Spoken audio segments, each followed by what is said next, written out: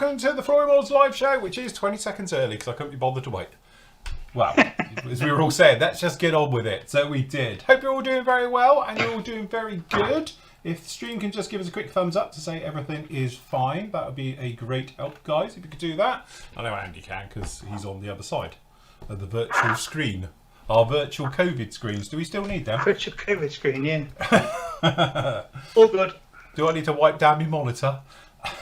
All good. Right, coffee is done. There you go. Everyone's got your coffees. Everyone's got your beverages. Anyway, tonight's discussion is a firm favourite, I think, with most of us, is Edard, or Edward, or however else you want to pronounce it. But I'm the host, so I'm calling it Edard, just for everyone who will flame me for it. We've all got behind us, apart from Matt, who clearly didn't get the memo. Not done. Well, his stash has been moved to the unit. Have you not got any kits there at all? Are they all at the unit now?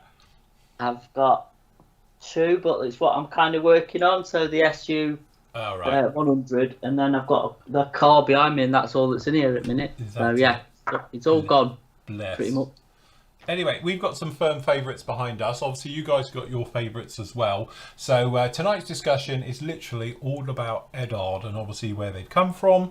I've managed to scrape some stuff off the net, which is a little bit iffy. And I've got some stuff about Edard as well to talk about. So we can go through some of that. But obviously, you guys have got firm favourites, no doubt, of your kits. One of our favourite manufacturers, purely because they seem to, I would say, straddle the line of being that thing. Sometimes, you know, you're an aftermarket company, you're a reboxing company, or you're a manufacturer, and then you do decals and you do metal bits and resin bits. There's not many companies that can actually turn their hat to all of them. So yes, definitely not a one-trick pony. So that's the thing. So anyway, I do have a little bit here for a brief history that I have scraped off the internet that basically says they started in 1989. So does that mean they would have been in the Soviet era? Just about. Yeah. So just. You know, I'm starting a company under the Soviet one as well. So there we go. And obviously with the breakup of the country going on as it was back then as well. Basically, as you said, as a lot of us know, they started off with making photo etch parts. That's exactly how Edard started. And their first release was the 148 scale SU 25K photo etch set. That's how they started back in the day. Then they obviously did a few of those and were doing very, very nicely as well. They moved around quite a bit from different areas and things. And in 1991, they changed buildings. And then in 1993, the first 2 models came out, which was the Sopwith Schneider and the Sopwith Baby, both in 1/72 scale. So that's quite a jump, as you know, a lot of us would probably know about doing things like that. Then their first 148 scale kit was the Fokker E3, which Andy's built. Yeah. Is that an award-winning model? No, it's been in a few magazines. It has been in lots of magazines. I remember we were saying about that in there. So that was good. And it won an award at the Nuremberg Fair as well for the photo etch line as well. Ended up in 1995. They had 10 kits on the market. Lots of photo etch sets, obviously, to go along with things like that as well.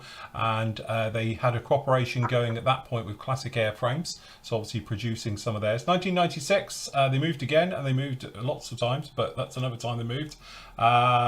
And they basically then started using full metal molds, which obviously, if you don't know, some of the limited run companies, they can use what are they made of, those other ones? It's like resin. Resin, that's it. I was going to say plastic, couldn't think of the word. Resin molds. So that's why certain companies ones, you know, if you've got an early one or a late one, because the later ones tend to be a little bit, a bit flashy and all the rest of it. So that's when, if you look at companies like we think use resin molds, it's very much like, who was my BC10?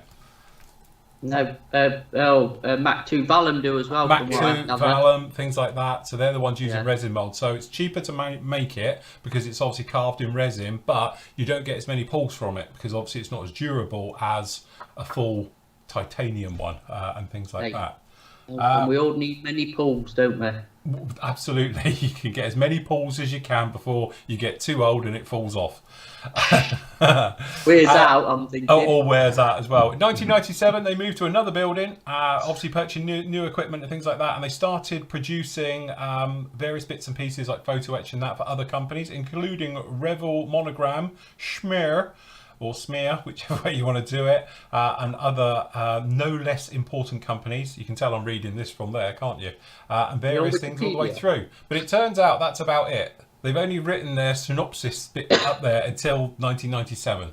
So they need to do a sort of a 20 years, because I think we've come a long way, haven't we, in those last 20 years, as we can see behind. Because again, over the years, we've seen some of their own kits, which have really just raised the bar, like the 48 scale stuff, the Spitfire, the 109. We know we had a bit of a thing in the early days with the 109s. Wasn't it a scale issue, Nathan? There was a bit of a scale problem, if I remember rightly, with the 109 wings or something. 109. There was a 109G, and they pulled it. Yeah. It was a scale issue, yeah. Yes. They actually pulled it and re-released it. So, but again, that's the thing. They pulled it, they took advice onto it, they've moved on and learnt from it. It's not like a lot of companies would do, just bury your head in the sand and sort of forget it's ever happened. But yeah, so definitely from my point of view, you know, and I know we'll talk about it a little bit later, but the Profi packs, I like working with Profi packs because, as I say, Matt's favourite, you get a mask set. You get the photo etch bit in there as well, colour photo etch, and you get normally about sort of 5 or 6 different markings in there as well for those ones. And then obviously the weekend editions, that's just usually 1 or 2 different types of markings in there, and normally the mask set as well and things. So it's a little bit, it's more as a squashed down version of the Profi pack, or obviously the full ones as well, the limited edition ones and the Royal Class ones, things like that. So with those particular ones, what you tend to get is everything. You get 1,000,001 bits of with different markings into it, normally for around about 10 or 12 different options. And then obviously you've got the aftermarket bit, so you get resin, sometimes you get some metal, you get the colour photo etch, you get normal photo etch, and obviously you get the mask sets in with those as well. The Royal ones, which Nathan's got a very nice one behind there for the 190, they've all got slightly different things, and that one you've got a bit of a real 109 in that, isn't there? 190 in there. Yeah. You can see it. There you go. It's about the size of a postage stamp. A stamp of metal. It came with a little bit of a Focke-Wulf 190, 4 kits, loads of markings, and a glass. Yes. They seem to have stopped the amount of stuff that they put in them nowadays, don't they? Yeah, but Royal Class stuff, they don't tend to give the freebies away anymore. They just tend to be multiple boxings with a bit of resin thrown in. But there's enough there to do 4 Profi pack builds, plus a bit of resin, plus a few novelties thrown in. But they do something like 20 decal options, something like that in there. There's loads and loads. Lots and lots and lots. And that's where, I mean, this is the best box art ever, isn't it? That's it, absolutely. It's the Snow Scene from Siberia. If you look very carefully, there's a yak in there. Live unboxing. Hold on, if I can figure out which camera you're on. No, for 4th time, no. Oh, there you go, he's there. It's literally just the plastic, nothing else. Somebody in chat has asked if Overtrees are worth buying. The biggest problem you're going to get, and the problem I'm going to have with this one, but with winter camo, ironically, it's not a problem, is if you build a Profi pack, you've got other decal options left over, but you've not got stencils left normally. So I'd say, I mean, yeah, it might be worth it. It's down to I don't know. When you get a nice kit, you just get no instructions or decals. Is it worth it? It just depends what's left in your decal box. You know, your decal stash, really. But if you're ordering direct from Eddard's and you're getting 4 or 5 kits, and this one cost about £6 or something back in the day, yeah, it's worth it because I can just get a few spare decals and do a winter whitewash. So I don't need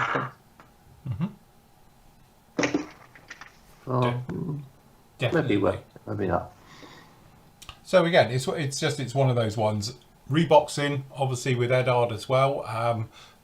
I've always said that they usually take the best in scale for that price, because obviously there is options like when they did the Tomcat, you know, everyone says, well, yeah, but the Tamiya one and everything else. But again, they tend to do the best within a certain price range. So obviously a lot of what I call the classic Hasegawa kits, the golden age of Hasegawa, the 90s. So again, we've seen things like the Sabre, which Andy's got one somewhere behind him, he had earlier. And then obviously we've got the F104s, the various things like that. They are absolutely fantastic because they say it's not their kit, they're reboxing, but they're putting all their parts in there. And obviously you get the right sod load of decals and markings for all different things as well. So that's quite nice. You go back to look at things like the Phantoms. Obviously they use the Academy ones for the Rhino, wasn't it? They did for that one, and Good Morning Denang and all things like that. The Top Gun one, obviously with that one was the Hobby Boss kit, wasn't it? In there. As well. So again, these are perhaps not the top tier ones, the most expensive kits that go in there, but they are really still good kits, and with their aftermarket bits and pieces, they really are very nice indeed. So that's the nice thing with those. So and that's why we quite like them, because you can buy one kit. All right, it's always that issue about, are you going to use all the markings ever that's in there? No. But again, it's nice that thing where if anybody else needs other markings, you can cut up the sheet. Normally, if I end up doing one of these, the Sabre was a classic. The members, like vultures, were messaging me as soon as I said I'm building it to find out which markings I'm doing, because they'll have the others. So, so literally, I cut up the sheet afterwards, and those got sent out all around the world to everybody else have it. So every time I do anything like this, all the markings normally go to very good homes anyway, which you don't mind doing because I don't tend to build another one. So, you know, it's quite easy for me to say, yep, no problem, you can have the markings, and off they go. So that's the nice things with it. But I know a lot of people say about, you know, you're paying a fortune for all loads of markings you're never going to use. But if you bought an aftermarket sheet, you're still going to have multiple options on there anyway, aren't you? So, yeah. So, John, what do you like about them? Everything really. Box art is the killer for me. The box art that always suckers me into buying their kits. What have I got here then? That is the original limited edition one, not the second or third limited edition one. Hakita. That's because I was on it as soon as it came out. That was it. That's the Svezda kit. Some of the limited edition ones, not all of them. No. Get it. Come with the nice little books as well. No, not that. No, that's instructions. That's the instructions. The heavy book. Which is great until you try and post the things and it weighs a ton and it costs a fortune. Yeah, read it because none of it's in English. You have to get a translator in, but it's got some nice pictures. Yeah, no, I mean that's, you can tell it's the original version because it has got the Czech, the Czech book in it, but they did republish it in English. Right. And I've got the MiG-23 there, which has also got a book in it. John, is it a blank checkbook?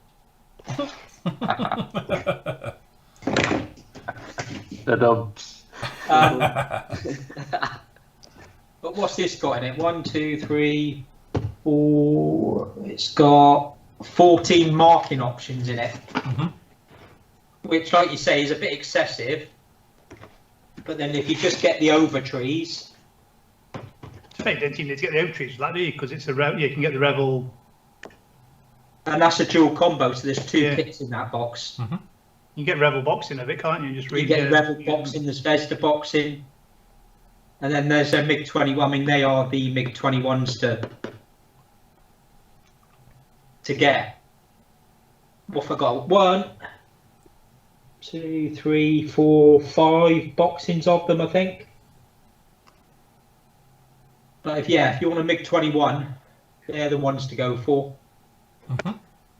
But they're just great, innit? You know, the Profi pack, like you say, you get everything you need in it. You don't have to go and buy canopy mass or any other photo etch for it. They're just good value.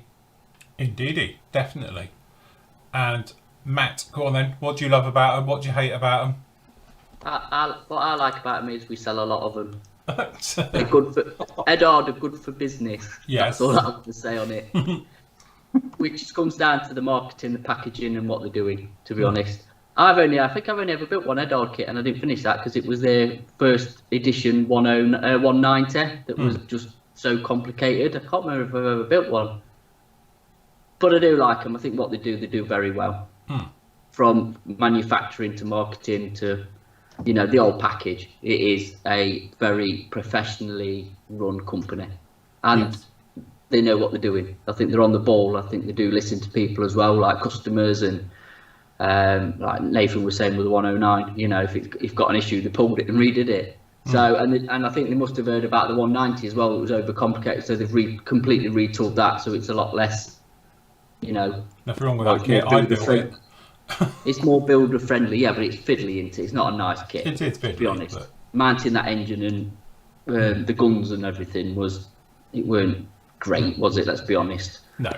So I think, you know, kudos to them, and I think actually as well with the reboxes that they do, they think about it, what they're going to rebox, and obviously do a lot of research, especially for decal schemes, and obviously the kits that they're using as well. Yes. Like I said, they do have a nice range that they've done for the limited edition reboxings. I mean, Andy's now got obviously a nice selection behind him that are obviously not Edard kits, but again, they all sell well. So yeah, you know, we could talk all night about Desert Babe, can't we? Well, yes, that. If you want to get on that route. The P40 went very well back in the day as well. So, and the B24 was another mass success. So we're definitely. So Andy, sorry. No, go on, carry on.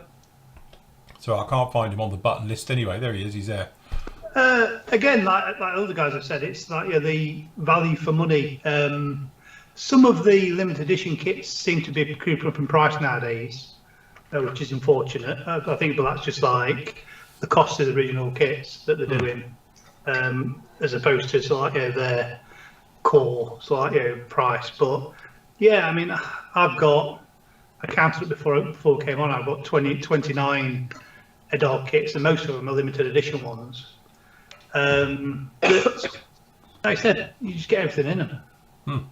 Yeah, I mean that's an old Airfix kit. The Gladiator is.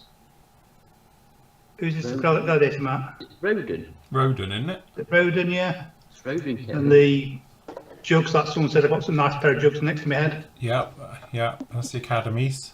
Academy, Dauntlesses, Accurate Predictors, yeah. The MiG-29 Academy, is it? Yeah, Academy. done that. The Sherman, Tasker, and the built that. Sabre, yeah, is.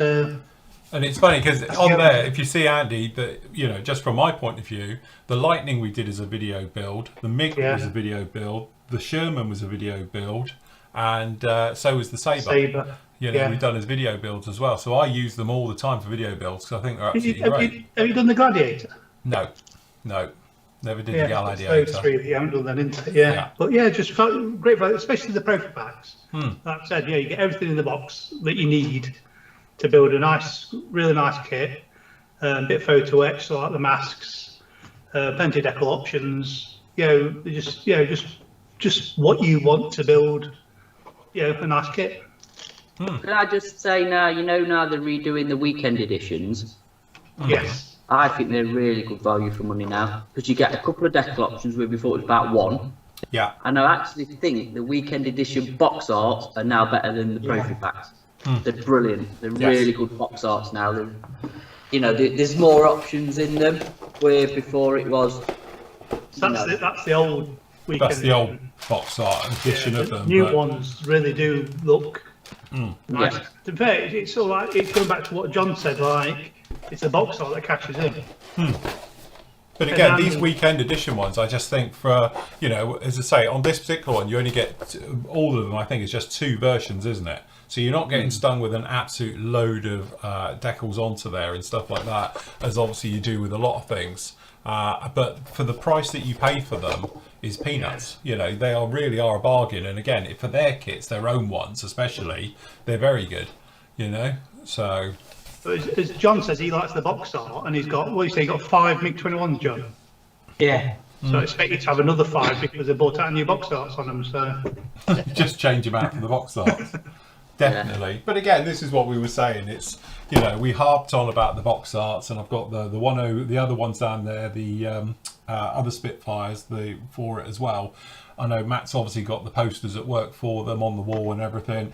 And again, I think what's really nice is that they've gone back in this world of virtual and being all online. That's the type of box where if you'd seen it in the shop, wouldn't it? You would have just bought it on the spot. Yeah. Because that's what it is. But it still shows how that. I know a lot of people say that, you know, in today's digital world and everything's virtual and there's nothing where you can physically walk into a shop. That's rubbish, because if you see that on the website, you're automatically drawn to it, like we all were when it first came out. And it was like, wow, that's really nice. And then obviously if you go back to the other one, like I've got over there, I've got Dottie May. And obviously they did that as the tin plate, which is hanging up on my wall as well. Really, really nice. And then obviously going through when they did the prints, they were doing, what was this, A3 prints, which were mounted onto hard backing, which is an absolute nightmare as a retail, because you've got a kit like this, but you have to put it in a box bigger than this. And as we know, a lot of nowadays shipping is done on volumetric weight, not the weight of it, it's how big the box is. So you were paying an absolute fortune. It was a nightmare. So then they reverted and putting roll-up ones in, posters, into the box. But again, it was nice touches when they did it, because I've got a few of them around the house, you know. So again, very nice to see those things coming along. I think it's nice you can go on the website and actually buy, like I did for the shop, is actually buy the prints of the box arts. I think that's a really good idea, because you have a nice collection, you know, like obviously John's got his box arts behind him with completed kits. Yes. But then things like you've got, you know, like they did for some of the limited edition ones, you could actually frame them and you'd have a nice piece of wall art. Yes, yeah, definitely. And to be honest, that's what I've done. I've got 2 of them that I've put into, you know, a frame and hanging off my walls now. So they are proper nice bits of kit. Do you know what? They're probably worth a bit as well. I bet they're proper collector's items. Because which one have you got? You got the Skyhawk one? Yeah, I've got the Skyhawk one, and I've got up in the spare room is the Rise of the Bubble Tops. Yeah, that was it. The 190 in the Spitfire, wasn't it? Yeah, it's the 190 with the Fokker Wolf, isn't it? Yeah, I've got both of those with the prints as well. Yeah. I think the key thing with them is that, I mean, I read what Phil had, the company history as well. They were all modelers. The founders of the company were modelers. Yes. And they started making photo etch for themselves, for their own kits, and thought, right, we can sell this. And it's grown from there. And I think that's the key, because they know as modelers what we want. Yeah, what modelers want. Yeah. What modelers want. And I think that's the big thing. That's the big thing with it, isn't it? Yeah, it does help. It does help when actually people who are running these businesses have an interest actually in the products they're producing and selling. You know, if they were just businessmen and not modelers themselves, like Matt and Nathan were saying earlier, would they have pulled that 109? Not the cost of retooling it, no. Yeah, No. Because they are modelers. And I think that's the thing as well, because we have seen, and I'm not going to mention directly, but there is companies who were not run by modelers and have people that are working on them that have never built a model in their life.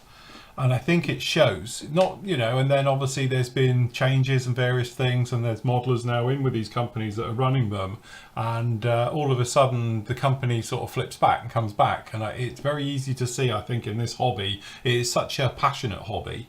We were talking about this the other day about mojos and that, but again, I think it's that thing where it's very easy to be like Apple and these big corporate companies who don't take any feedback notice whatsoever.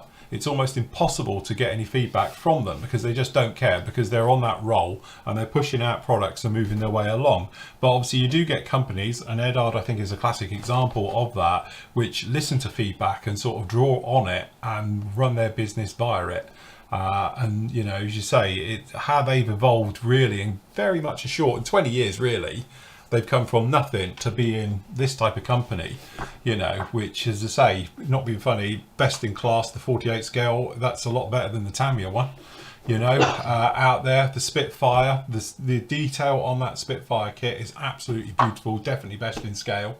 And again, just some of their other ones, as we know, they're 109s, really nice. But like them all, there is some dogs, shall we say, in the closet, and they got some pretty dodgy kits, which Nathan will now talk us through. Which 109's the dodgy one then? Is in the 32nd one? Is it that one? But I mean, you've said this already. Mm-hmm.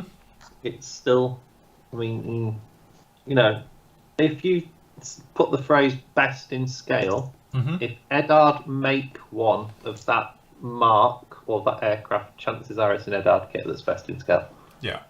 So the 190 best in scale. Mm-hmm.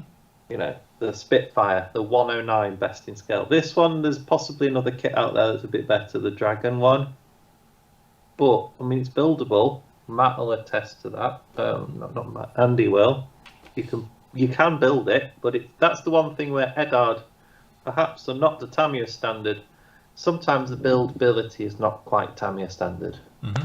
I mean, I've got it's in bits, but this the attachments for the undercarriage on the DR1 here are in scale, and that's the problem. Yeah. They're in scale, so the amount of times this has had a hard landing, you won't believe. But so that kit's not as buildable as it perhaps could be, and that's true of like a lot of their kits. There's an easier to build 109 or 190 out there, but the finesse and the level of detail you get in these kits is amazing, because the part count tends to be higher on an Eddard kit than a Tamiya one, for instance, and it's not as buildable. Once you're through into the paint stage, the rivet detail is astounding, isn't it? But I think the best thing about Eddard is their research. I think they do accurate kits. The markings are well researched.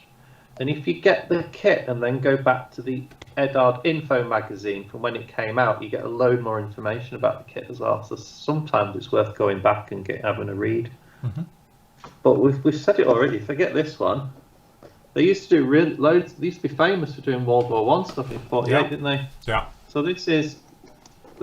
I mean, this kit is in one box, which I think is probably 15-ish pounds. Instructions, plastic's all right, but you've got photo etch and a mask set for the canopy, obviously not one wheels in this case. Yeah. You've got a mask set for the markings, Mm-hmm. and you've got massive decal sheets. Yeah. With everything you need. The one thing you might need to go after market on, I never really fancied bending these sort of gun jackets. Yeah. Trying to roll them round. But that's just a limitation of their process, really, isn't it? But, Mm-hmm. I mean, that's the thing. You buy that for, say, 15-ish pounds, you've got everything you need to do a really nice kit. You buy that for not far off Airfix prices. If we're being fair, is it? And you've got a really nice kit, 2 marking options, no canopy masks, but Mm-hmm. these kits are not far off Airfix prices. And you get Might actually get round to finishing this one day. How long's that been in the box? Quite a while. I mean, it's fair. The wings, I seem to remember the top and bottom wings, there was something like 80 decals on them to get to that stage, because all the ribbing, every single rib has got a separate decal on. Nice. And to fair, all it needs now really is rigging. But I sort of lost the will to live when I got to the stage of doing the rigging on it. So then went back in the box, and I was like, one of those things. I started another project, Yeah. and I keep meaning to finish it off. But it was a beautiful kit to go together. Yeah. Looks nice. Yeah. Very nice. Yeah, it's gone together really nice, and I think once it is done, I think it'll look really nice. But yes, I need to get that finished one day. I think as well though, you've got to think again with Eddard, the progression they've made from the earlier stuff to now is massive. I think it's very reminiscent of ICM. Yeah. Start off, there's a few ropey kits in there that, like you say, they're 110s in 48 can be a bit of an handful. There's a bit of a gap within the nacelles to wings and wing roots to fuselage, I think. But again, the diversions of a 110 that nobody else does in 48. There's not a lot of competition for them. But again, you get to the Spitfires, the Mustangs, and you know the later sort of 109s, 190s and stuff, and they're just good kits, good solid kits. Do you know what I mean? So without the issues, I think it depends on sort of how you're feeling on the day, though, doesn't it? Because I mean, like the Wings of a Tales of a Regime that Phil's got, yeah, it's a fantastic kit. But if you want an easy build, you'd go for the Tamiya one, wouldn't you? Which is still a nice kit. Yeah. But it's a damn sight easier build to do. But if you want the accurate, sort of like detailed kit, you go with the Eddard one that's got the extra photo etch and the extra bits and bobs in it. But again, that's what we've said with a lot of these things, isn't it? You know, fortunately, we're in one of those hobbies where there is a more straightforward build. Usually at a cheaper price, you get that sort of intermediate one, or you can go high end and perhaps throw some aftermarket at it, isn't it? There's no rights or wrongs to them all, and I think sometimes that's the beauty with Eddard, because they do bridge that gap. They're usually in the middle, you know, because like the P47, you've got obviously the Academy kit there. Tamiya did a beautiful one, and obviously you could throw a few bits of aftermarket at it to really make it fly and be very nice, but it'd be a lot more money. You know, and that's the nice thing I think also with Eddard is that, you know, yes, they could just produce something that costs horrendous amounts of money, but none of their kits do. They're always on the nice, affordable side of things. Yeah, sometimes they throw in ones, and I'm thinking of like the F-18F Hornets, the Super Hornets. They got expensive because they were up sort of 80 quid. 75, 80 quid. But the kit is really expensive anyway, which is just one of those things. They used to be 35 quid back in the day when I was building them. But nowadays they've crept up and crept up and crept up. So if you wanted the bog standard version of it, you're paying that anyway. So in some ways it was quite nice because you got a beautiful set of markings with them, something a little bit different with the marking front as well. A couple of bits of aftermarket into it, and away you went. And again, if you're a bit savvy, you pick them up at a bargain at a later date. So, I mean, that's the thing with this kit. This is a 72 scale 190. Got two massive screws. Yeah. There's about 8 parts to build the wheel wells. There's about 6 parts to do the main undercarriage. When you put it next to the Airfix one, the Airfix one will fall together in a fraction of the time that this one will. But this one will give you that level of detail that the Airfix kit doesn't give you. No. Or different end of the market, aren't they? Different. Well, sometimes you have to sit down and think. If you're not going to do a quick Eddard build. In a chat, we're talking about how mainly the limited editions are third-party ones, and then like the growth packs are normally their own kits. But then they also mentioned it's like the Tales of a Regime is their own kit. I think that's just the progression of Eddard, though, isn't it? Because they've now progressing that their kits are as good or if not better than the other kits that you can get hold of. So that why not bring them out as the limited editions in their own? Because they're better than what say the P51 probably the best one on the market. The Spitfire is best in the market. Why not? Bring them out as limited. I think that's clever marketing. They've obviously clicked on how well they sell. So their new tooled stuff now you just can't get straight out of the box as a weekend edition. It's in one of their special boxes. The Fury is the Spitfire. Obviously the P51. They've done the Camel, which is their new tooled Camel, and that's obviously a limited edition boxing first, and there'll probably be another one, and then you'll probably get your trophy packs in your weekend edition. Filter through, So they've obviously clicked on to the how popular they are, and collectible, because it's more collectible than buildable. Let's be honest, they're more for collectors than they are, I think, people building them. If you probably look at the demographic who have them kits. Which again is good research and marketing to me. Yes. Yeah. David Hughes says weekend Profi limited differences need to explain to me. The weekend is basically a bog standard kit. Think of what you get in an Airfix kit. No sort of like frills with it. You basically get the plastic. You get nowadays you get a couple of sets of decals. Usually you get 2 with the weekend editions. Yeah, so you sort of get a few more nowadays. But you don't get any mass sets. Nope. That's basically what you get in the box. Yeah. The trophy pack, you get the same, but then you also get some photo etch, normally the cockpit, seat belts, that sort of thing. Yeah, to do the cockpit. It depends on the kit, but sometimes you get other bits and bobs with it, photo etch, and more decal options. The limited edition ones, you get the same as the trophy pack, but then you also normally get a bit of resin with it, or brassing as they call it. Quite a few more decal options. Sometimes you get like 11, 12 different decal options in them. And then you also get the what's the red one's called? Royal. The Royal Class one, sorry, which you don't see many nowadays. In the Royal Class, again, you get the same as what you get in limited edition, but you then get extra into it. Quite often you get 2 kits with them. But then you also get more brassing with it, more decal options, and sometimes, which they seem to be getting away from now, you used to get extras with them. And I've got a Hellcat limited Royal Class. In that you get like a plaque, which was a cockpit plaque out of a Hellcat, which is not a real one, but it's a mock-up of one. Some of them you get like metal, glasses, like that one that they've got as glass, and you've got a bit of a 109, didn't you? Pardon the rustling.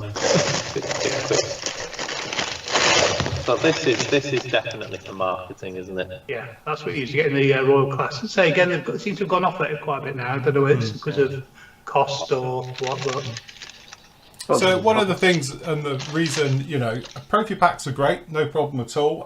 But again, if you are not too worried about the amount of markings, because trophy packs I think come with 6, isn't it? 5 or 6 markings, I think.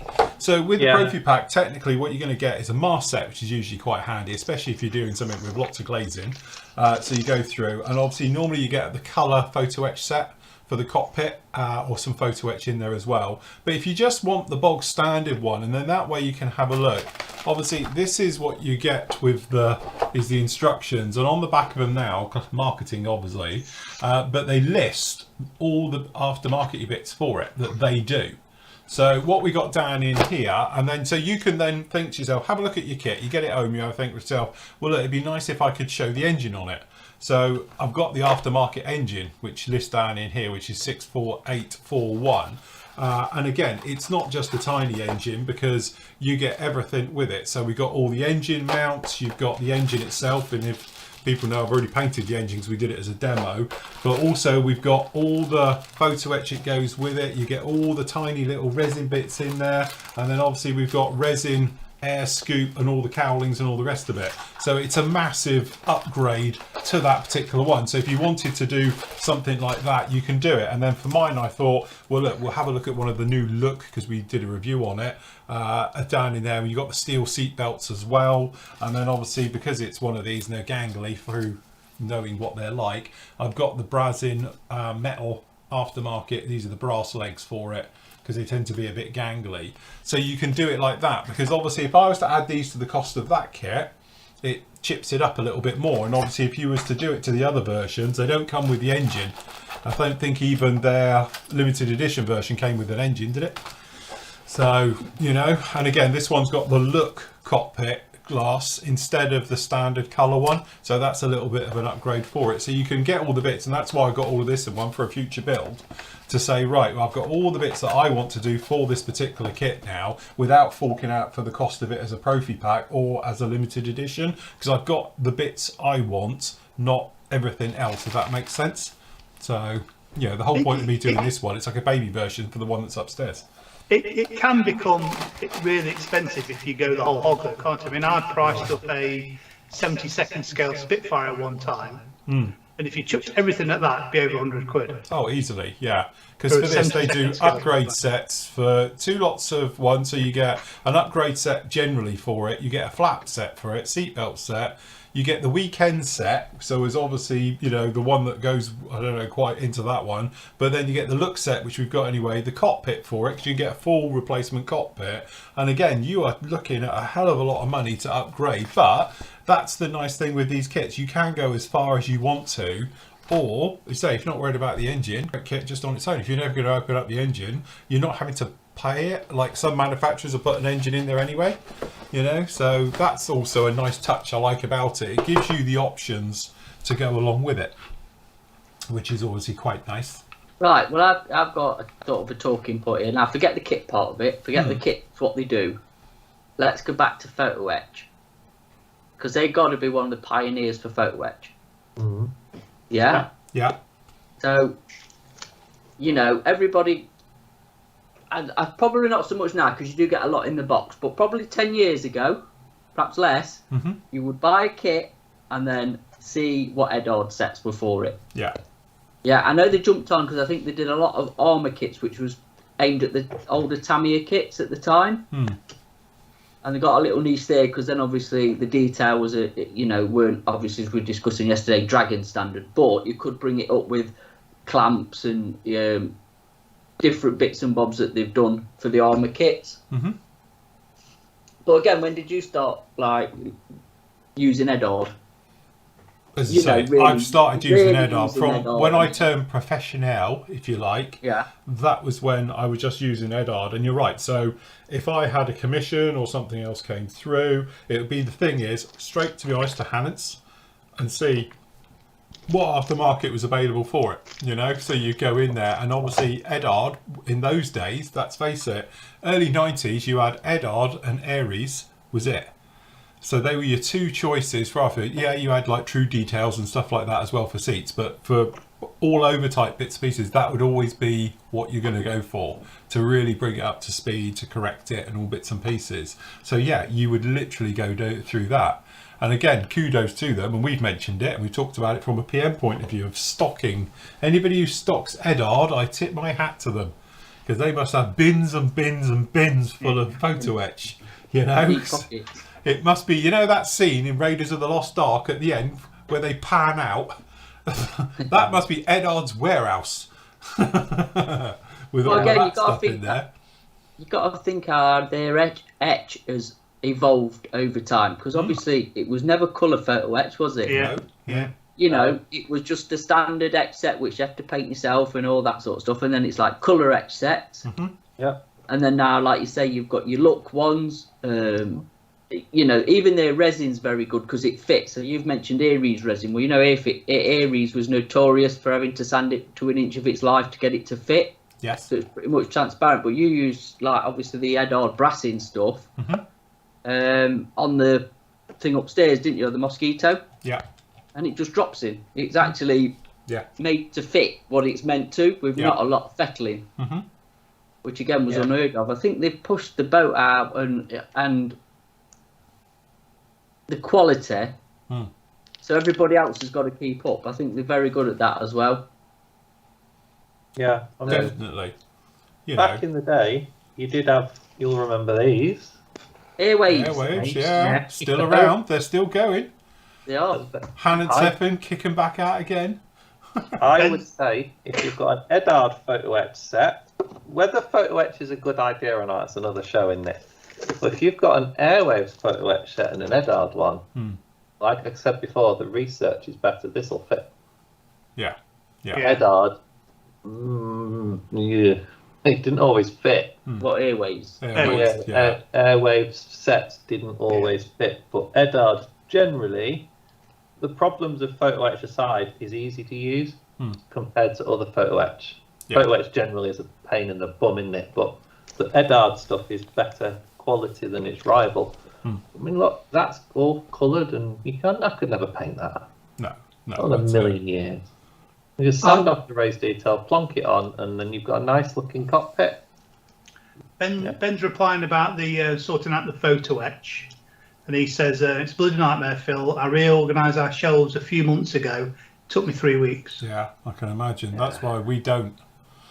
Yeah, you could have that, Ben. We don't want it. It's too Yeah, much. that's right. If you Well, do, again- go to Creative Models in the UK. That's where our Ben here works, and he will go gladly picking them for you. Go flicking through like an index card trying to find them. Jesus.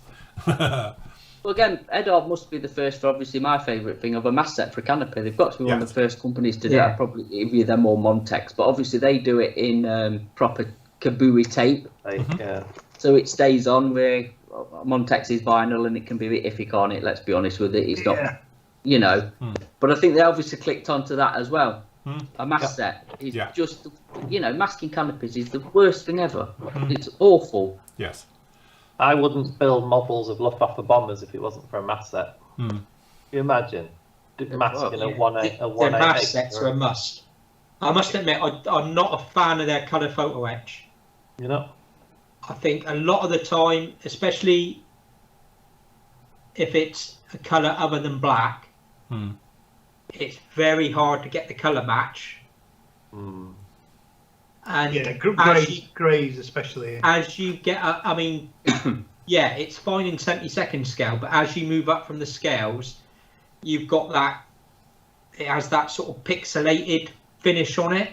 That's sort of like it's done on a dot matrix printer,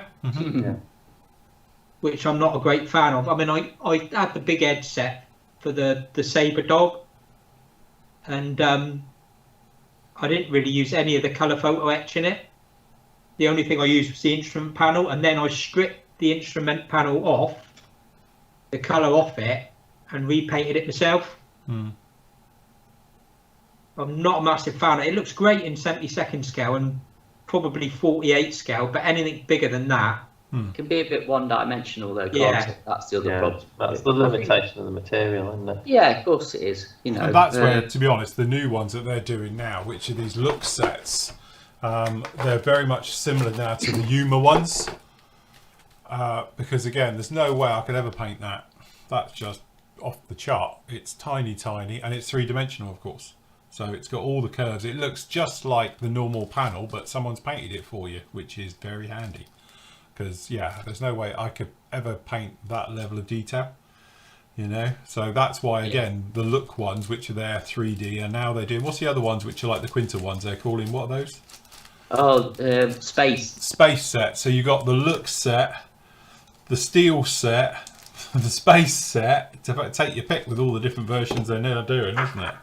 So Again, I think they must have been the pioneer of seatbelts, because you can buy seatbelt sets on their own for every scale. Yeah. For a lot of aircraft as well. You know, RAF Sutton harnesses from Luftwaffe bombers to modern ones, and again, you know, because like I've always said, how manufacturers can do plane kits and not put seatbelts in is beyond me.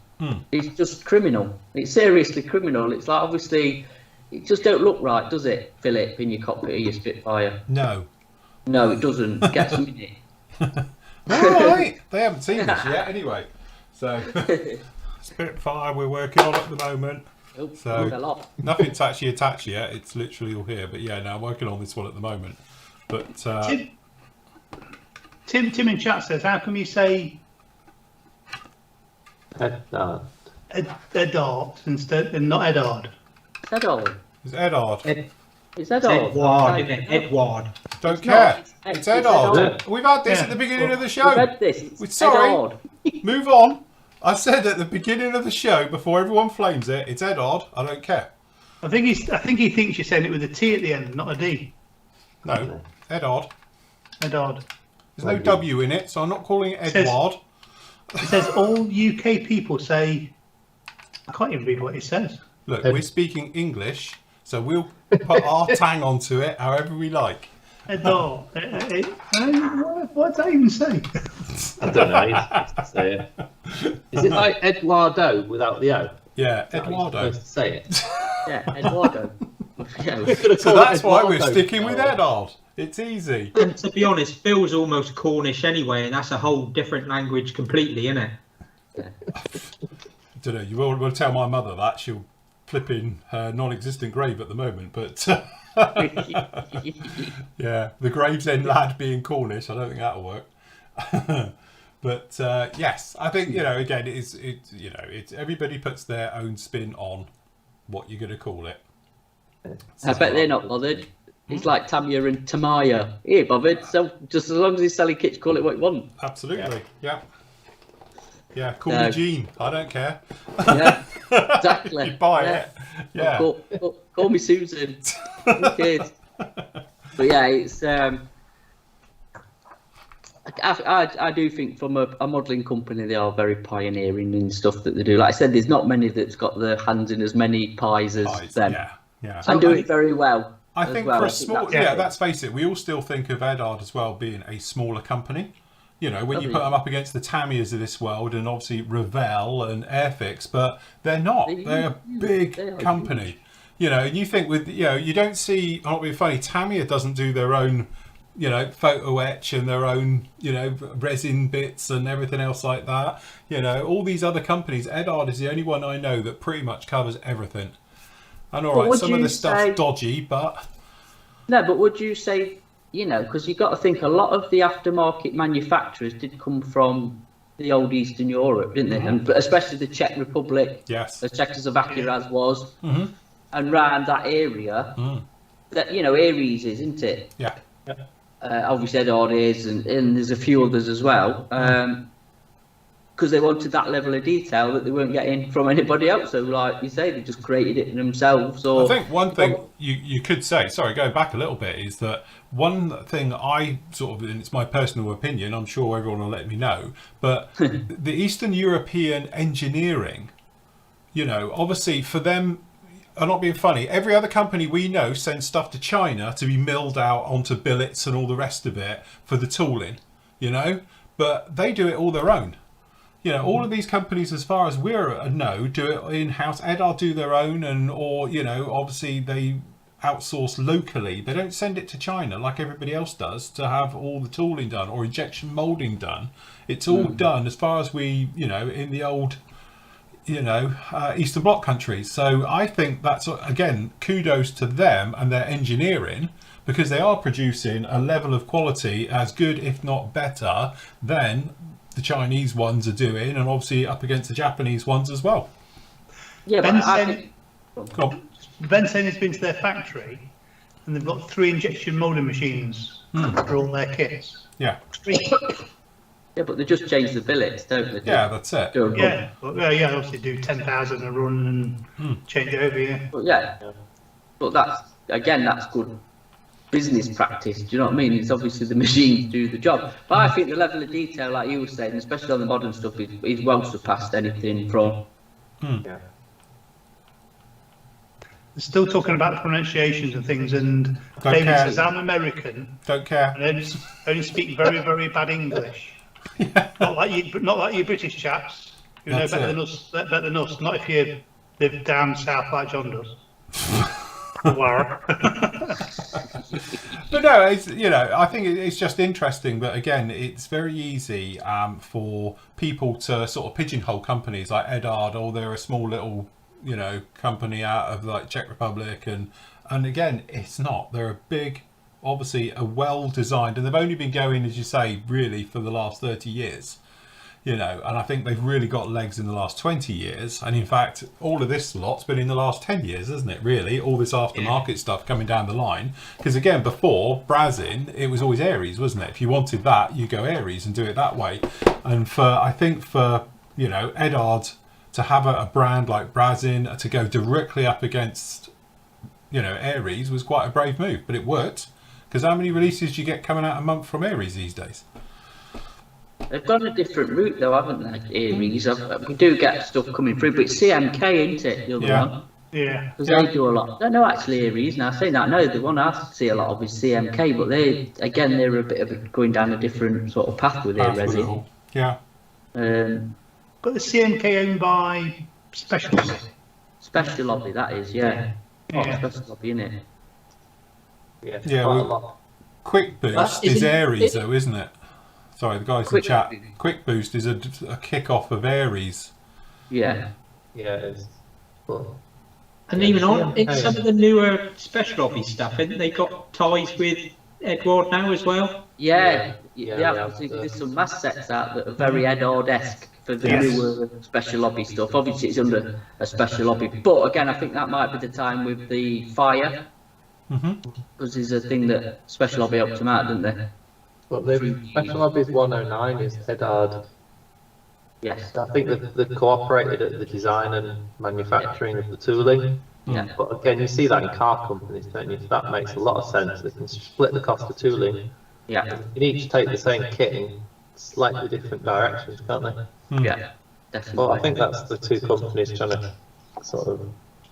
I mean, Special Lobby kits have taken a step up because of their cooperation with Eddard, I think. Yeah.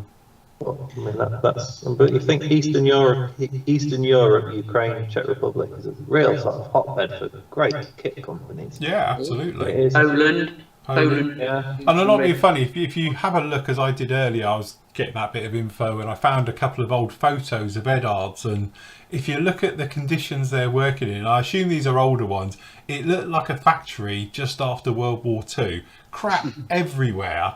You know, they've got like tooling and bits and pieces lying all over benches and stuff like that, and they're hand doing the tooling and the stuff.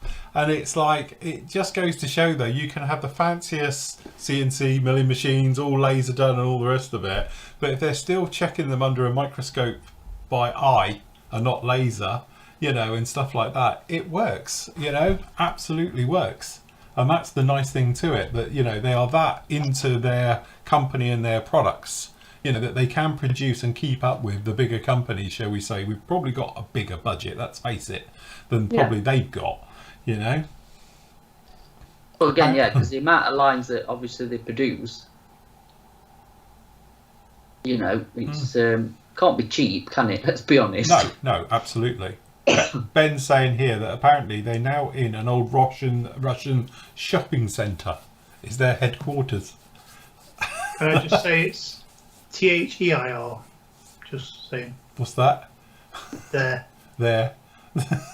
Don't start that one. No, there, they are. Spelling police are on. There.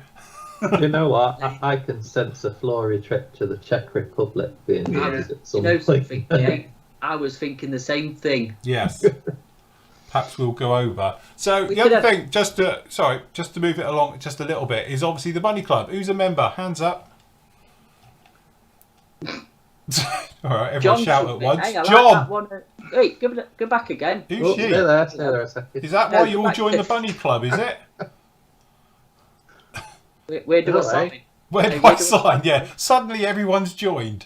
So you get 15% off from what I can tell. Yeah. Obviously, you get an invite to E-Day, but I can't read the rest because my think check's you get- rubbish. Yeah. Quite a few guys in chat I saw earlier on they were talking about it and getting the 15% off. Yes, but obviously they do limited editions one, so it's a bit like the Airfix Club, but probably worth it a bit more. You get a free t-shirt, so they do combo sets. So obviously with this one you get the t-shirt and the actual G6. Obviously these are the older ones that are discontinued. You can see you can pick your t-shirt with that particular one. We've got the one down here with the limited edition t-shirt as well. I don't know how long these are available. To fair, that MiG-21's been around for a long time. Yeah, is that the only three you got there? 50. That's Lots the of red original on Bunny there. Club. Yeah. Yeah, that's original Bunny Club, yeah. Lots of red on. That's all discontinued, isn't it? Novinka, that's the new one. Are you on their website? Get to the posters. Whereabouts is that? eShop. God, it's a bit of a minefield because, as I say, it does loads in here. Eddard. Right, where are we? It's called Edward, isn't it, or something? E.T. Yeah, Eddard.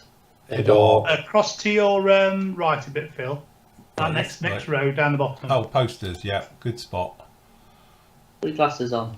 Yeah, can't see anything without my glasses. But they do some nice posters, don't they? Nice poster. It's just Bumblebee. freaking weird, isn't it, that thing? We can But buy one. again, this is just classic. It's really, That's brilliant. look at that. Absolutely beautiful. Why wouldn't you? You just buy it, wouldn't you, just for that? But you say you can buy these as separate photos. They're not too bad price, if I remember rightly. What were they? They are 8 billion whatever wong, or €11.06. No, it's £11.6. Oh, right, is that £11.6? Yeah, I don't think that's bad. That's not bad. What size is it again? Do we know? Same as what we've got on the wall at work. Yeah. A2, aren't they? Yeah, A2. Uh-huh. But again, obviously you can get the posters, because obviously this is one the guys have got. That's it. One of the members kindly sent the guys at PM. Yeah. Sure, they're twice the size of A4, aren't they? Yeah. Yeah, they're bigger than that. They're bigger than A3, I think. Or is it A3? Oh, it might be A3 actually. It's worth getting for your caves. Yes, definitely. Yeah. Oh look, Desert Babe poster. Is it in stock? It is. Is it? It is. You can get a Desert Babe poster. Nice. Very nice. But yeah. Hey, that one's nice. Put that Spitfire on. Yeah, that's what I was looking at. Yeah, that's nice, that, isn't it? Oh, I like that one. That's quite nice. Yeah, very nice. They always look very dramatic. Yes. Yeah. Yeah. You know, the angles that they do. Although you don't see one in flames like the old Matchbox ones or the old Airfix ones. Some burning body coming out of it. It's not politically correct anymore. No. But no, very nice indeed. As you say, you've got all the bits down there. But as you can see just from their website, you know, if you go through their eShop, as you can see, everything that they do. You know, you've got the barrels, the overtrees, the big head sets, which we haven't even spoken about, but that's just over the top. Decals, which will be our next subject. Why? God. Why would they do it? So, yeah, as you can see. Are they Italian smoke rings? Yes, Oh, it yeah. is. Yeah. Cheetah markings. Yes. Yeah, I wouldn't fancy trying to spray that. Yeah, it's all right. Free hand, be fine. Definitely too. What can go wrong? Before In you one roast it, I'll second, take it. Just So- a stencil. You know, we've obviously bigged up them as getting things really right over the years, let's face it. But they have made a massive cock up as far as I'm concerned, and that's with their decals. Why they've moved away from Cartograph, which is known as like the best. And I appreciate they probably want to do things in-house, because as a manufacturer myself, clearly, because we haven't got any bloody sanding sticks because they've been stuck in a container at some dock for 2 weeks, I can sympathise with having to deal with other companies. So if you can do it all in your own factory, everyone's a winner. Unfortunately though, as myself and a lot of people have found out as well, that their new line of decals just don't quite work. They're all right and they do the job, but unfortunately this new way of they've got the carrier film arse about face because it's on the top instead of the bottom is giving myself as quite an experienced modeller a few heart attacks and nightmares, and obviously a lot of you have had problems with it. Also, I will say as well, there's a scale issue with them as well, because when I had the kit decals, obviously the one on the other side was okay because I hadn't ruined that one quite yet. So when I got some replacement decals in for it, I went to use it and it was bigger. So I checked it against the official sizes via the scale and it was wrong. Edard had got it wrong. The decal was too small. It should have been bigger. So I ended up having to take the other side off as well of the Hellcat and then put in on the new decals onto that one. So again, there is a little bit of research and something's gone wrong, or some of the scaling's gone wrong on some of their decals, because I know also some people have mentioned to me about they've used other decals and there's a scale issue with them as well. So yeah, thoughts, discuss? Well, I've never used them yet, so I can't really. No, I've not either. It's just if it's that saying, if it ain't broke, why fix it sort of scenario, isn't it? I don't, you know, is it trying to reinvent the wheel for no reason whatsoever when the decals were one of their best selling points of the kits. Yes, it's why we did it. That's the point. Yeah. Dirk's saying they did their own decals before, but no, they didn't. Most of the decals they used to have were Cartograph. See, I've used them and they're all, yeah, they're not brilliant, but they were. I built a 109 with a mix of Airfix decals made by Cartograph on Edard ones, and the Airfix decals were easier to use, but the Edard ones went down. They did work. Well, I didn't do that peeling business. I didn't bother with that. I mean, you're not supposed to. If you listen to them, they turn around and say you shouldn't do that anyway. Yeah. Because they maintain they're not designed for it, which I think is them just not being funny, shifting the buck. You're supposed to be able to put a clear coat on them, and it buries that They're really thin. I mean, they lose that weird sort of matte, blotchy texture. They lose that texture once you've got a clear coat on the top of them. But they are very, very, very, very thin. And a bit sort of, they drag and it's different. But yeah, they're not as nice as Cartograph decals. There's no defending it. I'd rather use Cartograph any day of the week. But they've got a really, they look like they've got mucky and they've got like a stain on them. A bit blotchy. Yeah. But that does disappear under the gloss coat. You know, I'll admit, the reason why I've in the past bought ones like this is because of the decal options in them. Mm-hmm. They're basically releasing that in the 148 version, aren't they? Yeah. Coming. I wouldn't bother getting it now, to be honest. Yeah. I'd just get the Spezza kit and try and buy aftermarket decals if I wanted different schemes. So I think I can show you if this works, because I think this is too tight. Again, it's very brilliant. It's very difficult to know exactly which ones are and which ones aren't, but I think I may be able to show you in here by the power of my screen. Let me just go full screen a second. So as far as I can tell, this is, obviously it says 2020 made in Czech Republic and all of this, but if you look at the carrier film, it's pretty much central to it and they're quite glossy on the top. But when you look at one of these, they've got like a, if you look at it, it's thicker. Yeah. It's all very, very thick. This is their new type, which obviously it peels off. But if you look at obviously like the Iron Crosser, you see how it's got like an area all the way around it? Yeah, where modern decals don't tend to have that. You know, if we can catch it in here. See, this one's I'm not 100%. This isn't the newer ones either. But you can see how it runs right up to the edges. There's no real mass carryover. There is a little bit, but nothing as much as like the newer ones get. And that's obviously always been the difference, you can tell. But how I do it is they've got that sort of, I don't know, it just looks like there's a coating over the top of them, which in theory is what it is, because it does peel off. But the way I always seem to tell now, if you look at this number 2, classic example, it's like a big swash right the way over it. Instead of it being like a normal decal, be very close, just literally on it. It's like, not being funny, going back 20 years of decals. And that's the problem with these newer ones. I built I've used a decal sheet for them, and it was like that. There was loads of extra carrier film. Yeah.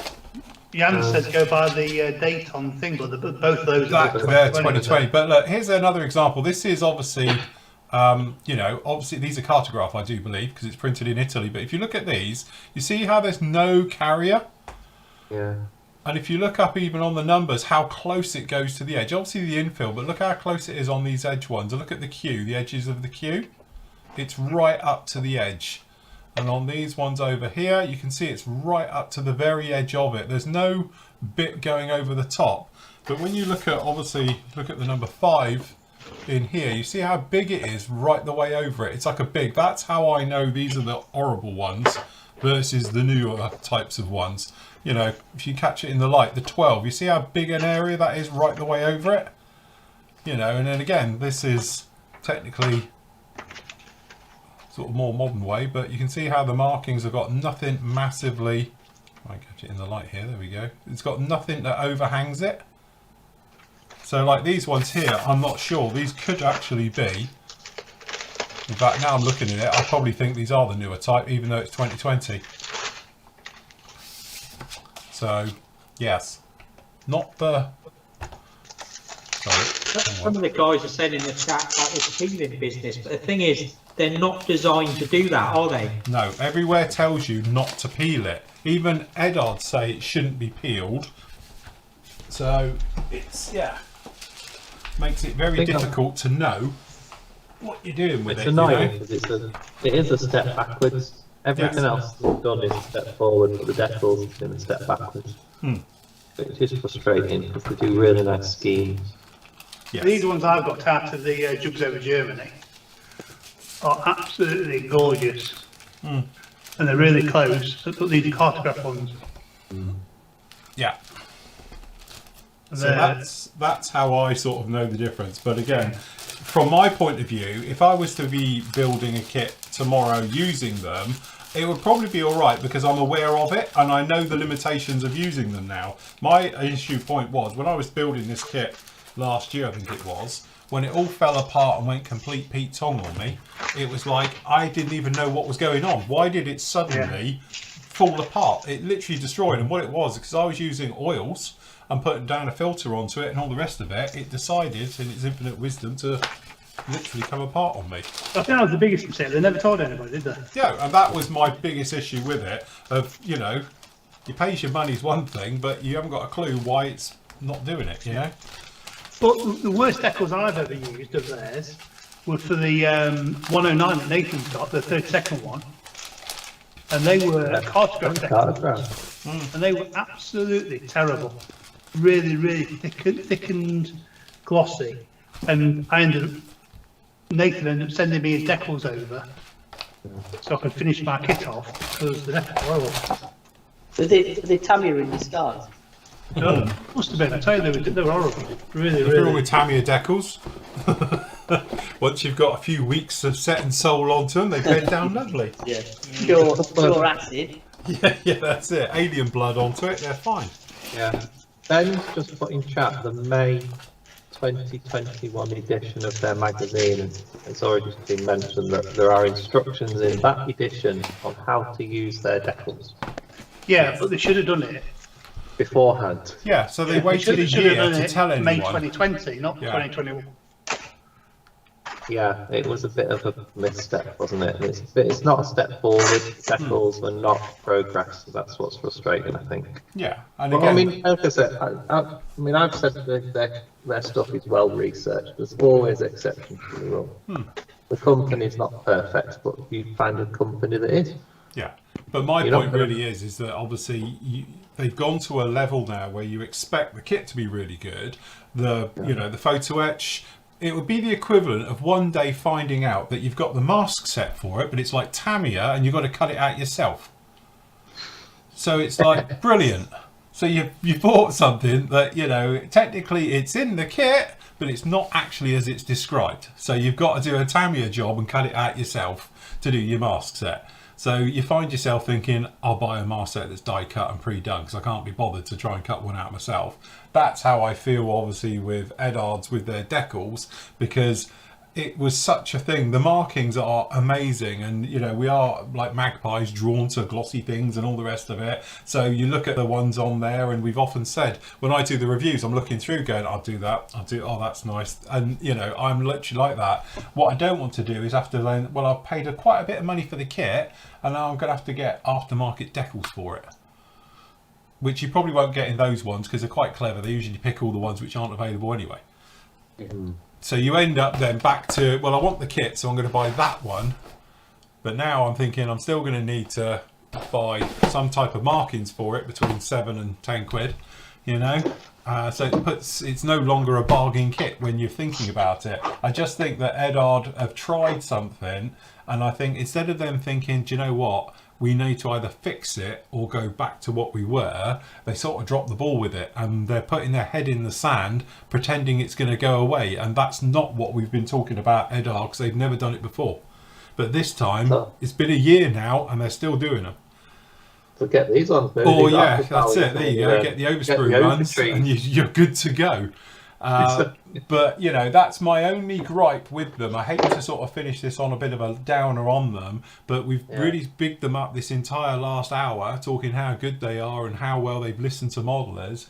Yet we're into a situation now. The reason I would always go for especially the limited editions is purely because of the markings are in there. I know I'll use them and want to use them, and now I'm being slightly off put because of it, you know. And yes, I know you can peel off the top film and stuff like that, but if you don't want to, you are left with a lot of carry film on your model, more than is normally required. I mean, I can't really comment because I've never used them, but from what I can gather, yes, you can peel it off and it then gives you that real painted on look. But from what I can gather, it's a little bit like, yeah, well, I've done it. Yeah, I've done it. We've done testing with it, you and know, all the rest it'll of it. peel off and come off fine, or you can peel it off and And I am, Take and I've all seen the people marble, with yeah. a gorgeously glossed wing, and they've put the decal onto it, and they've peeled it off. That's great. But you try and take it off of Zimmer it, or something else like that, or over a surface that's got a little bit of, you know, motion underneath it, like a decal that's got to conform over to something. How are you going to get it off then? The trouble I have with mine is because of the actual paneling on the Hellcat is actually overlapped. It doesn't butt together, it's actually overlapping over each other. So you've got that tiny groove, and that's what I got caught on, because all of a sudden it started to come literally off and just fall off in sheets. And you're like, what's going on? And that's what it is. But every time I've seen anybody do a demo on it, they've done a thing, but they've never demoed over a riveted surface or a raised bump, you know, or something that's got to conform round onto. You know, and Edard at the time, I don't know what they've said in their latest thing, but has always described it that it's not designed for that. It's not designed for it to be removed. So, you know. Anyway, it's 8:45. Are we going to bang some questions out? Yes. Mm-hmm. I was on a roll then. Right, okay, so, okay, I'm just going to read out the questions, because I said before, if you've got things about it, please pop them on the other side of it. Okay, so, Roger says, hi Phil and team, he's about to start the Zucchimori F4J, and he's got the decals for Vandy 1, Black Bunny. It's all black, which is the pros. The cons is, it's all black, yeah. Bit of advice, please. Be using probably LP1 black rather than other black, and basically he's going on about getting around the problem with washes and stuff. Again, even though Vandy 1 is a gloss black, beautifully kept, because obviously they had an F14 as well done as Vandy, and all the rest of it, they are gloss, but they still will wear down a little bit, although they're kept immaculately clean because it's a test and research aircraft. But you know, as for washes and things like that, I would still probably give it a hue of a different colour just to help break it up, otherwise it will literally look like a toy. But luckily, because of all those lovely decals you're going to be putting all over that as well, that'll help break it up. So it's not like you've got the problem of it just looking black, because there's lots of decals on there which are in grey if I remember rightly. So they will show through and you'll be away like that. Then personally, what you could do is go through with something like we did with the X15. If you look at the weathering on the way we did that, we used the grey wash, but if you found it a little bit strong, just mix a bit of black in with it to actually just so it's a very dark grey, and put that right away over it, and you should be good to go. But a good choice of aircraft. I like Vandys. I've done a few of them over the years. I did a 30-second one once. That was fun.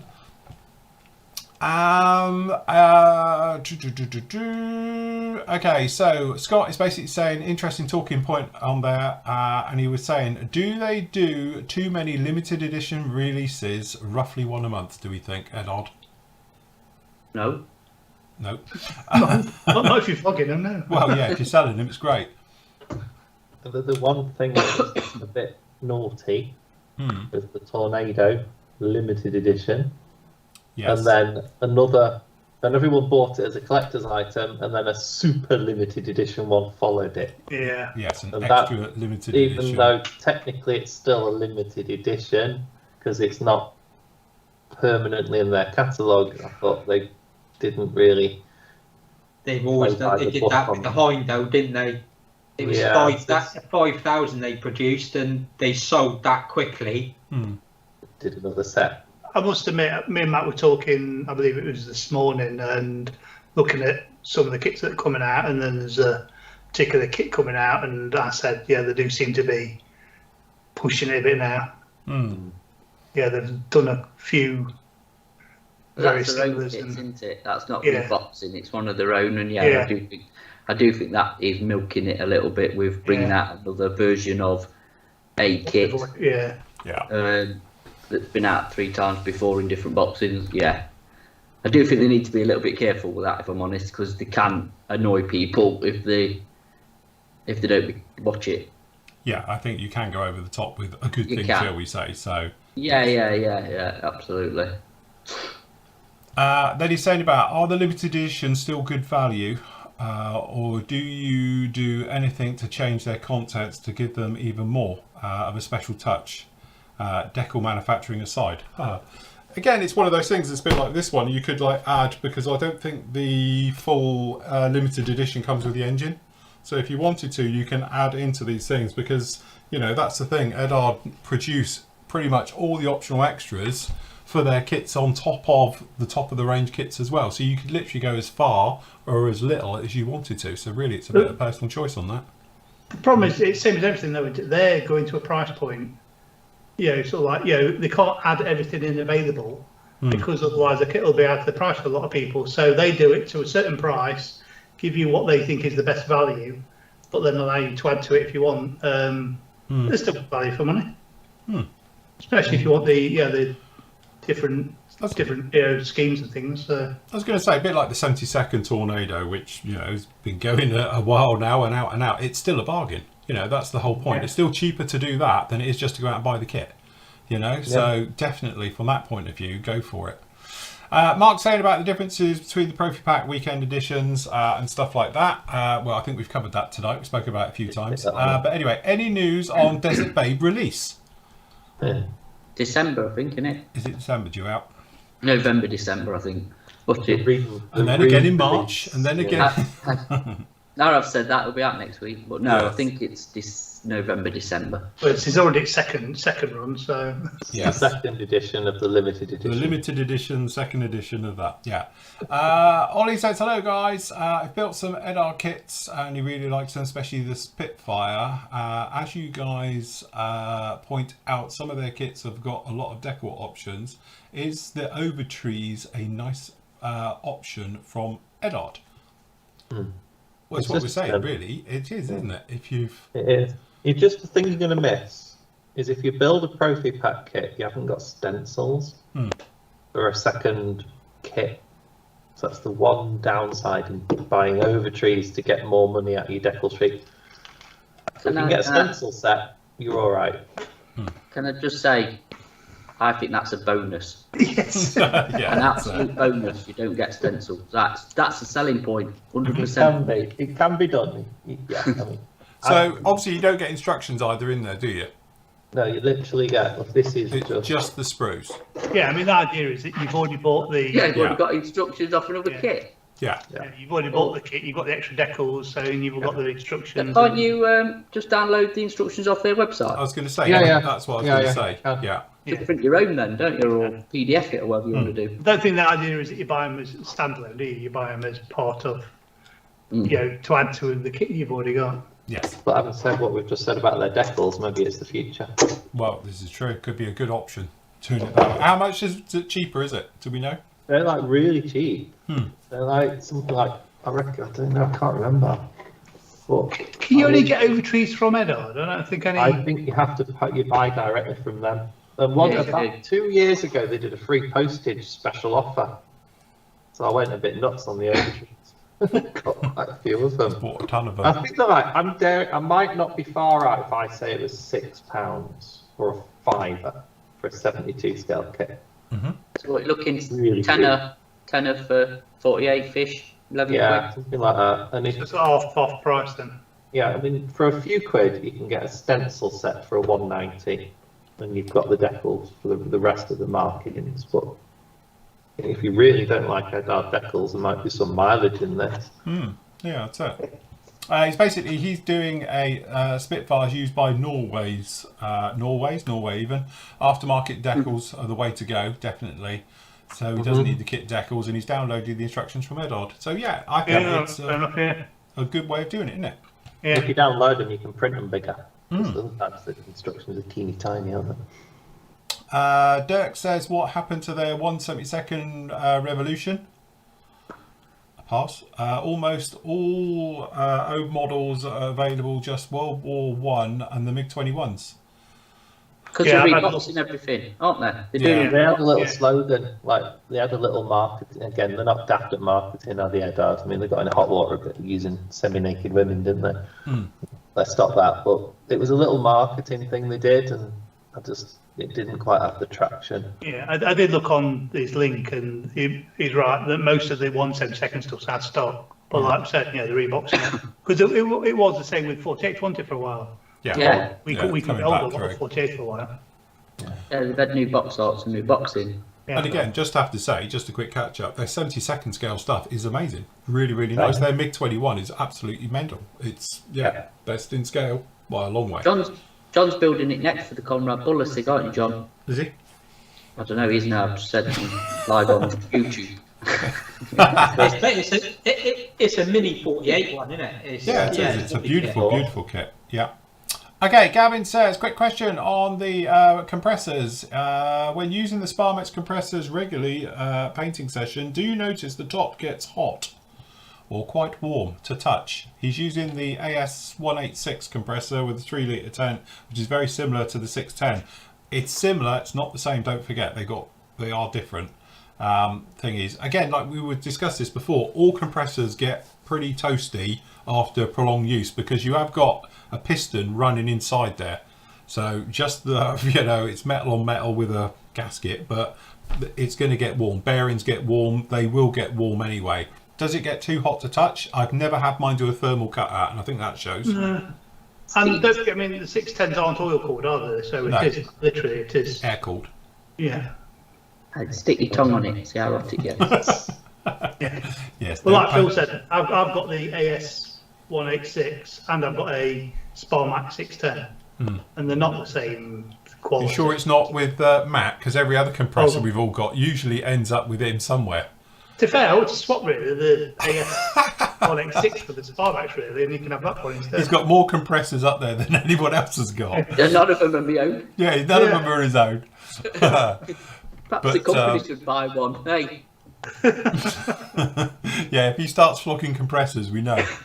And he'll start charging me rent for it. Yeah, this is it. Leasing fee. So yeah, I'd say keep an eye on it, and if it's getting too hot, you'll know about it because most of them have a thermal cutout anyway, or it will seize, one or the other. Hey, or you'll be picking shrapnel out your legs. Yeah, if it's down by your thighs, be careful. Simon says, could you recommend the best A6 Intruder and EA6B Prowler in 148 scale, please? Yes, kinetic and hobby boss. Yeah, basically. That's it. Well, the thing is, hobby boss don't do a Prowler. No. So, unfortunately, I was hoping they would, but they didn't. Again, there's nothing wrong with both of them. Just make sure you get the newer versions because one of them's got a dodgy wing. They forgot to put the wing fence on it, but they've corrected that now with later. That's on the Prowler, isn't it? Yeah, but I think they've just re-releasing the Prowler again, aren't they? Playboy one. The Playboy Bunny one. Yeah. So that should be okay. I think it's been fixed on that one. But you say for the Intruder, you've got the Hobby Boss version, which has got a one-piece canopy, which is a lot easier to do. But both of them pretty much on the same par of detail and bits and pieces. They Kinetic do an Intruder as well, don't they? Forget about that. I always forget the Kinetic do an Intruder. Yeah. I'd go for the Hobby Boss, I think, though. Yeah. Hobby Boss, I think, is an easier build, straightforward build. Yeah. But I've done the Hobby Prowler, Boss you've got to A6. go. I did that Hobby Boss A6 and it's a really nice kit. Yes. In my cabinet downstairs. Alex says, my favourite manufacturer, just love the box art and the way to go. I know some people have issues with the whole limited edition thing, but the boxings are so desirable, I end up with at least one a month. See, there you go, they release one a month and Alex buys it. And we'll sell one to Alex every month. Absolutely. Everybody's happy. That's a win-win, isn't Yeah, it? win-win everyone for there. us and win for Alex. Question, what do the team think like to see tackled next? I think a Hurricane is a need, especially with the armour one having gone quiet. It has. Yeah. Why Yeah, it'd be nice if they did Hurricane. Because they're not being funny. They did the Spitfire. They did a Hurricane. Now what they're going to do? They need to do a Mark 2C. P47. And a P47. Yeah. They play safe, don't they? They do. Single engine World War II fighters. They're running out, so they've only got a P47 and a Hurricane. There ain't a lot left to do, is there? Not done Unless any, they've done Japanese. Yeah, but I say they're not done Japanese, have they? No. I don't, they're not. They obviously do the research that they're not that popular in Europe to sell because. I think I'd like to see them take a step up from the MiG-21 into the MiG-23-27. I would like to see the 148 Stuka. That'd be a good one because you can get a few variants out of that. John would buy a ton of them. Su-25, we need a Su-25 and 48 scale. Yeah. Yeah. that'd be a good one. Awesome. They haven't really done any jets apart from the 21, though, have they? Yeah, I was going to say, really, it's just the 21's the only one they've done, isn't it? They've done 15s in 72. Yeah. They do play it super safe, but this is where Wing Not Wings didn't, and look where they ended up. Edards have played it super safe with their kits, and look where they are. So they're going to play safe. A Hurricane would. A Hurricane would sit in their range really well. Or anybody else's, for that matter. Yeah, anybody would do it. It'd be handy. Anybody, just produce one. We don't care, just produce it. Yeah. Yeah. A Mark 2. Absolutely. Okay, Chris says, "G'day, gents. He's got the AK interactive paint set with various themes of Air Series, etc. What can he thin them with? Mr. Hobby Lacquer or Vallejo or even X20A? Oh, I think it means Mr. Colour 400, which is the acrylic one, isn't it? That's the X28, isn't it? Mr. Colour 400? Yeah. Isn't that... That's the blue Is that just the lacquer lacquer one? I can't remember. What was the normal acrylic one that they do? Oh, the I haven't got that one. Yeah, the the aqueous one. Aqueous. Does he mean that one, or...? The 400, just the bottle size, isn't it? Yeah. It's just the mil Which size. which one do you I think? think he means he's got probably the acrylic one, the blue one. And what's he trying to thin with He's it? trying to thin with the Air Series. What, MiG? Yeah. No, that ain't going to Oh work. no, the AK Air Series. Is it AK, is it? I thought Yeah. I read that earlier. I thought it was MiG. That's going to turn it to glue. He needs, like, proper... Lacquer paint. Water. Water, not lacquer thinners. He wants water. Yeah, you want actually a proper acrylic. You can Vallejo. Vallejo airbrush thinner. Yes. That's what you want. Oh, sorry, so he's not doing... Oh, I'm thinking it's AK real colour. Yeah, no. So, yeah, you actually do want a proper acrylic, not an alcohol-based one, if that makes sense. That'll This flow stuff. very nice. Yes, that's what you want. Well, they do their own as well. Yeah. But that stuff will thin it. An airbrush cleaner will thin it. Airbrush cleaner thins it, because that's what I use. Because it's basically the same stuff. Bit of a trick though, you've got to leave it because it takes longer to dry, doesn't it? So Yes. don't pick it up because you will leave finger marks. But yeah, this stuff should do it. Yeah. Does he mean that stuff? That Yes. stuff. Yeah. So that's MiG, but it's Yeah, well, probably that's Nick, but he says saying AK interactive Probably, sets, it's probably out the various same, themes, probably out the Air same factory, though, Series. isn't it? Because I've got it No. somewhere. Ratio. Simplest to say. What Can't- ratio are you going to use for your... So I can't move it. It's like a wall of death. What did you say? What ratio? Are you going to go 50-50 mix and see how it goes from there? I would. Yeah, start 50-50 Yeah. and go from there. You probably have it a bit thicker than you would lacquers anyway, so. He says, I'm Yeah. planning on being on today. It's the middle of the week of a 2-week spring holidays. Nice. They're into Nice. spring over there. Yeah, Our nights very are drawing important. in here. That's It's it. getting Yeah. dark early. No more barbecues. And he's still in lockdown. He's all right. Oh, nothing. But that's wearing a bit thin now after about 300 million days. Yeah, that's it. Definitely. Andrew says, last question. I'm hoping to visit PM and spend some of my Telford, non-Telford money. I'm looking for some sprue cutters and ask PM about the Trumpeter Master high quality nippers, part number 09090. Are they any good to buy, or do you recommend something else like Mr. Hobby, etc.? Also, can I ask if MiG ammo paints can be thinned with Tamiya acrylic thinners or lacquer thinners? No, because that's the same as we were just saying the question before. You need to have an acrylic, like either airbrush cleaner works great for it, or normal airbrush thinners, Vallejos works very well for it, for the two questions. As for nippers, what we got in stock? Yeah, those Trumpeter Master ones are perfect. Fine. I've used the Trumpeter ones all the time these days, and they're fine. I'm positive. I'm sure I replied to him on his email. I'm positive I did, to be honest with you. But yeah, I mean, the problem is because he was also asking about stock levels. I mean, the thing is that we order stock from our suppliers, and hope it comes in. Yes. Yeah, sometimes we don't get a full allocation in of what we ordered, and so we can't say out in a month's time what sort of stock we're going to have, because it's like so fluent, isn't it? It's like what we order isn't necessarily what we'll get in, and and it sells. Yeah. And obviously next weekend we're going to have the Flory Fest, so we'll be after stock of everything by the end of that anyway. Fingers crossed. Hopefully. give generously. Absolutely.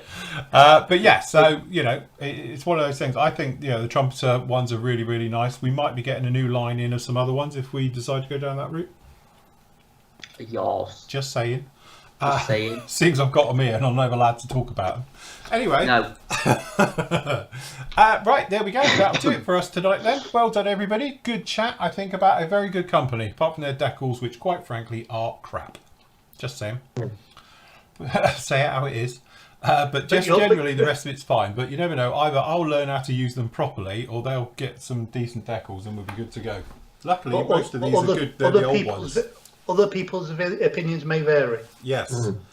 Yes, the view of Mr. Flory sat here, maybe not that of PM Models.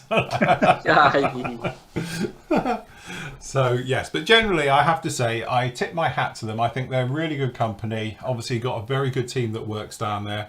Their injection molding, things like short shots and flash and stuff we talk about with other manufacturers. Don't get that with them. I don't think I've ever had a problem with an Edard kit. When it comes to sort of short shots or parts missing, things like that. And when I have had to get in contact with them, they've been nothing but very prompt replies, and I've got the bits I've needed pretty much straight away. So good on them, definitely. Next week we're talking Dragon. All the kits that we sell, I think we've only ever had one issue of parts missing, and contacted them and they sent them straight out, didn't they? Yeah. Yes. Yeah, they're very good. Very good company. Definitely. Right, there we go. We'll call it for this for tonight then. Well done, team. Good chat. Well done for everybody at home. Thank you very much for joining in. Remember, you keep the conversation going. Just post it up underneath the video in the actual vlog site on the actual forum, and we can keep the chat going down in there. And that will do us. So I will see you tomorrow, obviously, for the catch-up show. And obviously the next part of the Vulcan will be up there, and I'll talk about the Spitfire, what I'm doing with that one. And obviously I'll get some editing done over tomorrow, and then obviously on Monday, and then for Tuesday, we'll get in the next parts up of the bite size, because that's what the Spitfire's for, as we make our way through with that one. So, cool job. Anybody want to add anything else? Nope. Nope. Just that if anybody's after an HPH 148th B52, we've got it on special on the forum. How much for? 900 and cheap. No, almost £1,000. £120. It includes free shipping to the UK. Just think how rare that kit is. Yes. Just think you'll be the only person who's building that, unless your name's Alan from Crete, who's doing the vac form version. And I bet he wishes he had that one. Yeah. 100%. I bet you wonder, how much did Alan pay for his vac form version? Don't know. We'll have to find out. Because that wouldn't have been cheap either. So, but yes, they are up on the forum now. If you are interested, as I say, we can do a little bit of a special deal for you. See the price up there, and we can do free shipping to mainland UK, lowlands, wetlands. Lowlands. It is the lowlands. The lowlands, the wetlands. Can't do the highlands. No. Or the drylands. But everywhere else is fine. John will fit it in his van. Be fine. For that price, I would expect you to deliver it personally. And build it. Hey, what? Hey, John. If it goes on your run, you can deliver it personally. Yes, yes, that's it. John will deliver it personally. Anyway, that will do us there, guys. Thank you very much for joining us this evening. Absolute pleasure as always. I'll catch you tomorrow, and this Motley crew will probably catch up with you next week. So thank you very much, gentlemen. We're out of here. Say goodbye. Oh, hey, can I just say we've sold one? We've sold one. Who to? Bye. See you next week, everybody. Bye. Bye.